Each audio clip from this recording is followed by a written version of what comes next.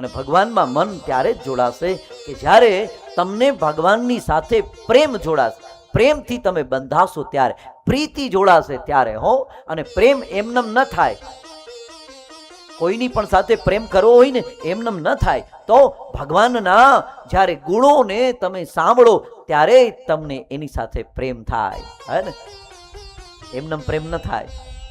એટલે સત ચિત અને પછી ભગવાનની સાથે તમે જોડાઈ જાઓ ને એટલે અંદરથી આનંદ આવવા મળશે. યાદ રાખજો, આનંદની વ્યાખ્યા એવું નહીં કે સમોસા ખાધા ને તમને આનંદ આવ્યો, હે ને? એ આનંદની વાત નથી. કોઈ નવું મકાન લીધું ને તમને આનંદ આવ્યો નહીં, કોઈ નવી ગાડી લીધી તમને આનંદ આવ્યો, એ કે આજે તો ચા પીધી ને તો આનંદ આવ્યો, ખોટી વાત છે.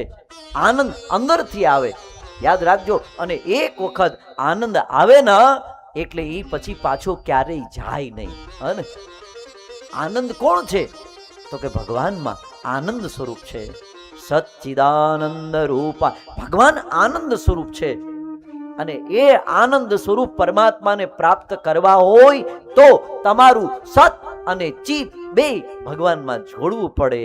અને જ્યારે તમારું સત એટલે કે સત્ય નિષ્ઠા અને ચિત એટલે મન ભગવાનમાં જોડાઈ જાય એટલે તરત વિશ્વોત્પત્યાદિ હેતવે આપણું નવું સર્જન કરશે હો ભગવાન, કંઈક નવા બનાવશે. તમે જોજો, જેટલા જેટલા ધ્યાનથી ચિત્તથી કથા સાંભળશે ને એ લોકો ક્યારેય પણ કોઈની સાથે ધ્યાનથી કથા સાંભળશે તો કથાને તમે કથામાં બેઠા છો બરાબર, પણ કથાને તમારામાં બેસાડજો. અને ધ્યાન રાખજો, કથા જો તમારામાં બેસશે ને તો શું થશે ખબર? કથાનું ઊંધું કરો, થાક ઉતરી જશે. હે ને? કયો થાક ઉતરી જશે ખબર? કયો થાક? આ સંસારનો જેટલો બધો થાક, જેટલી બધી ચિંતા, એનાથી થાક લાગ્યો ને એ બધો થાક ભગવાનની સાથે જોડાઈ જશો ને એટલે ઉતરી જશે. હો, એટલે આપણું નવું સર્જન કોઈ પણ જેટલા આવ્યા ને એને ગુસ્સો તો આવશે જ નહીં.